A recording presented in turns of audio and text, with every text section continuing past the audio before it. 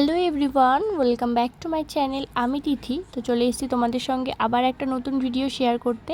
তো আজকে ছিল সোমবার, শ্রাবণ মাসের প্রথম সোমবার। তো আমি সেই মতো করে সব কিছু গুছিয়ে নিয়েছি আর সকাল সকাল স্নান ধান করে রেডি হয়ে চলে গেলাম বাড়ির কাছেরই একটা মন্দিরে। আর মন্দিরটা কিন্তু অনেক বছরকার পুরনো। তো এই যে শিবলিঙ্গটা দেখতে পাচ্ছ, এটা নতুন করা হয়েছে। আর তার আগে একটা ছোট্ট শিবলিঙ্গ ছিল, সেখানে জল ঢালা হতো। প্রথমে তো একটা পাথর ছিল।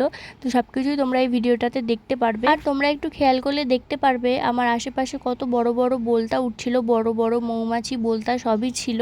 তো আমার একটু ভয় লাগছিল, তারপরে দেখলাম না, ওদের গায়ের সঙ্গে গা লাগলেও কেউ কিছুই বলছে না। আর এটাই হচ্ছে সেই শিবলিঙ্গ যেটা আগে ছিল। আর এই যে তোমরা যেই লিঙ্গটায় দেখছো এখন আমি জল ঢালছি, এটা কিন্তু প্রথম এখানকার লিঙ্গ ছিল, যেটা দিয়েই মন্দিরটা তৈরি হয়েছিল। তারপরে এখানে বজরংবলীর মন্দিরেও একটুখানি পুজো দিয়ে নিলাম। জানো তো, আজকে পুজো দিতে যাওয়াটা আমার অনেক সার্থক হয়েছে, কারণ আজকে আমি মহাদেবের আশীর্বাদ পেয়েছি, তোমরা দেখতেই পেলে। আমি তো এখন সবই ইউটিউবে পোস্ট করি, আমি কখন কি করি না করি সবই তোমাদের সঙ্গে শেয়ার করি।